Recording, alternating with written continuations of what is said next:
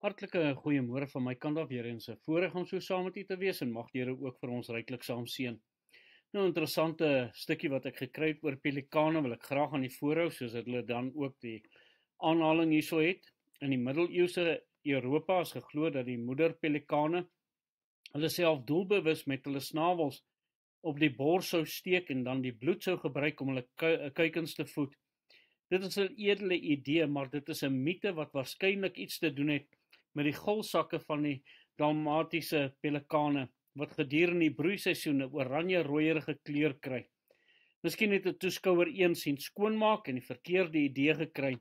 Ongeag die mite van die bloedvergietende pelikane het 'n snaar getref by Christelike kunstenaars wat die gebaar vergelyk het met die opoffering wat Jesus namens die mensdom gemaak het. Die motief het dus wyd versprei in Europa geword gedurende die laaste middeleeuse en vroeë Renaissance tydperk. In 1611 uitgawe van die King James Bybel het die beeld van die bors deurdringende pelikaan bevat. Die simbool verskyn ook in 'n portret van die koningin Elisabeth I uit 1575. Net so interessantheid, Jesus Christus wat vir ons aan die kruis gesterf het en hoe hierdie pelikane ook dan net daarvan 'n simbool geword het.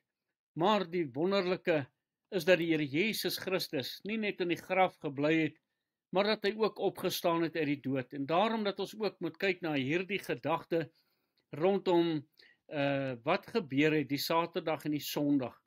Die wagte wat by die graf gesit is, Matteus 27 vers 63 en 64 en sê, my Heer, ons herinner ons dat die verleier toe hy in die lewe was gesê het, oor 3 dae staan ek op. Gee dan bevel dat die graf verseker word tot die 3de dag toe. Weet ons ook dat Jesus toe hy uit die dood het opgestaan het, hierdie wagte groot som geld betaal is, om te sê dat die disippels het dan die Here Jesus Christus sy liggaam gesteel en dat dit toegesmeer was oor hierdie groot taak wat hulle nie kon uitgevoer het nie, omdat Jesus nie in die graf gehou kon word nie.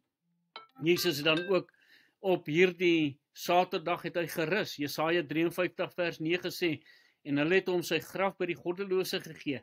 By 'n ryke was hy in sy dood, omdat hy geen onreg gedoen het nie, en geen bedrog in sy mond gewees het nie. Vir Jesus was dit 'n stildag daar in die graf, met die voorbereiding, waar dan die volkome oorwinning dan sou behaal word, en hy ook op daardie Sondag dan ook sou opstaan uit die dood uit. Jesus staan op uit die dood in Markus 16 vers 6 en hy sê vir hulle, moenie verskrik wees nie. Julle soek Jesus die Nasareëner wat gekruisig is. Hy het opgestaan, hy is nie hier nie. Daar is die plek waar hulle hom neergelê het.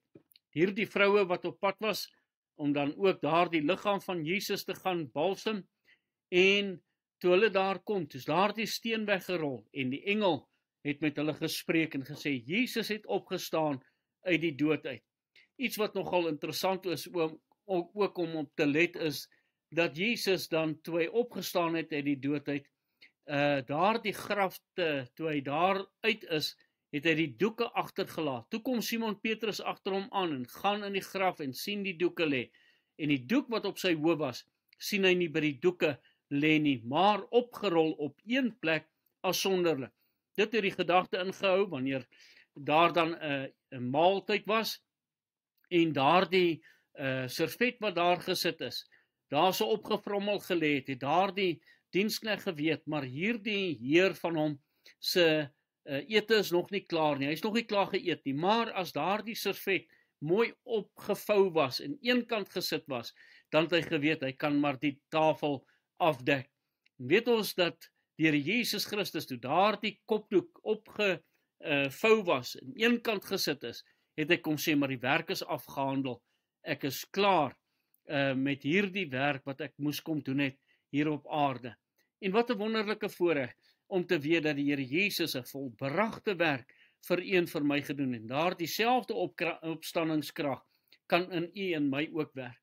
Jesus wat opstaan uit die dood uit, is daar 'n getuienis dat die vroue die eerste draer was van die goeie nuus. Matteus 28 vers 7 en 8 sê, en gaan haastig en sê vir sy disippels, hy het opgestaan uit die dode, en gaan voor julle uit na Galilea. Daar sal julle hom sien. Kyk, ek het julle dit gesê. En hulle het haastig weggegaan van die graf met die vrees en groot blydskap en gehardloop om dit aan sy disippels te vertel. Hierdie vroue wat daar by die graf was, die eerste getuies dat Jesus uit die dood het opgestaan het, en hulle het hierdie evangelie boodskap dan ook gaan verkondig. Mag ons ook verkondigers wees van die goeie en blye boodskap, maar hierdie boodskap was ongelukkig nie dadelik geglo nie. Lukas 24 vers 11 tot 12, en hulle woord het vir hulle na onsinnige praatjies gelyk, en hulle het nie geglo nie. Maar Petrus het opgestaan, na die graf gehardloop, en toe hy neerbuk, sien hy die doeke alleen lê, en hy het weggegaan huis toe, vol verwondering oor wat gebeur het. Jesus het opgestaan uit die dood, en hy het die oorwinning vir ons behaal. Daarom is daar oorwinning oor sonde en oor die hel, en daarom kan ons daaroor bly wees en die wonderlike evangelie aan die mensdom verkondig.